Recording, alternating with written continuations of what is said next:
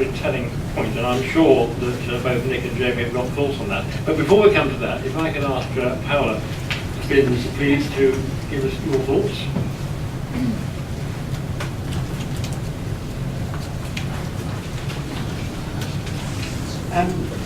So I work for Royal London Asset Management. I just want to give a brief introduction to the company, because you may not have heard of us, but we're a life insurance and pensions provider.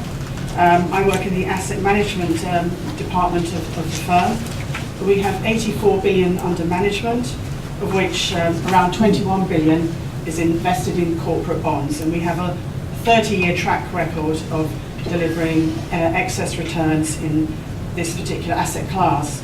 Our clients are a mixture of people. We have customers from our parent insurance company.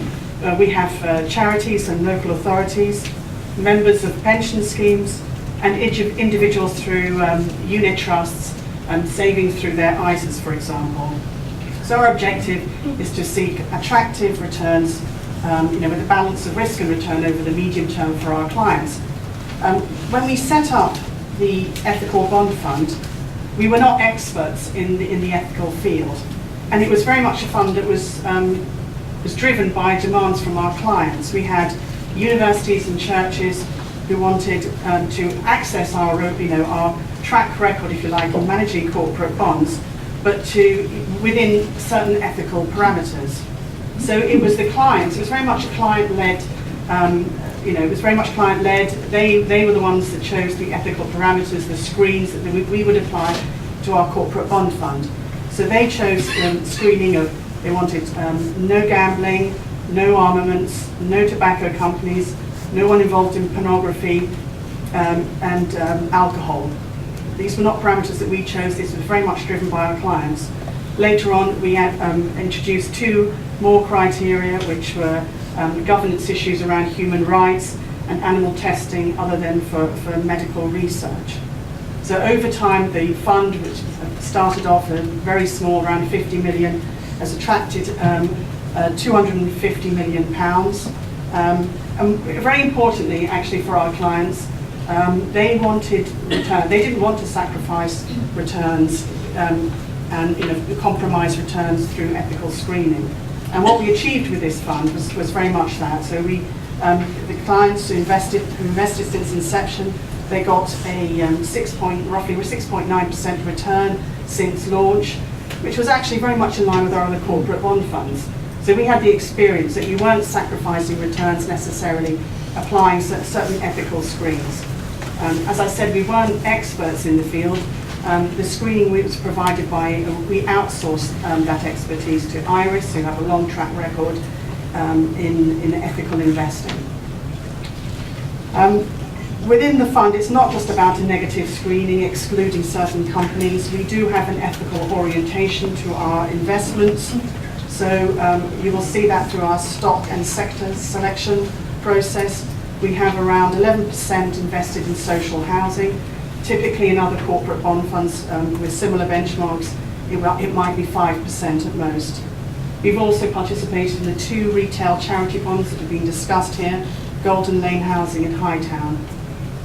We run a diversified portfolio, like all our corporate bond portfolios. We have roughly 200 different corporate bonds within the fund. We invest in infrastructure through rolling stock and through the high-speed rail one. We have invested in wind farm transmission, so connecting wind farms to the national grid. We've also invested in bond, for example, Motability. They provide cars to people who are dependent on mobility allowance. So there are investments within our universe that very much fit in with the ethical orientation of the fund. Many of these issues are not just held within the ethical bond fund, but are held across all our corporate bond funds.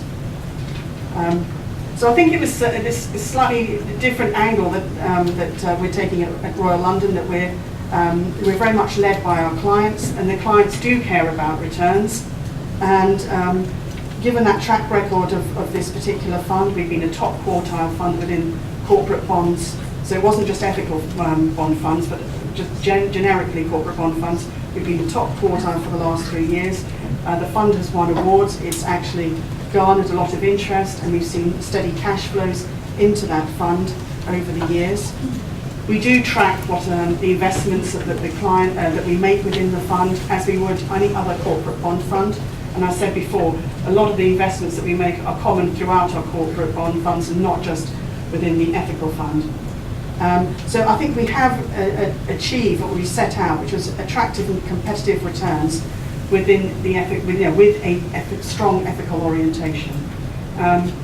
Ethics are very much subjective things, which is why we chose to be led very much by what our clients wanted.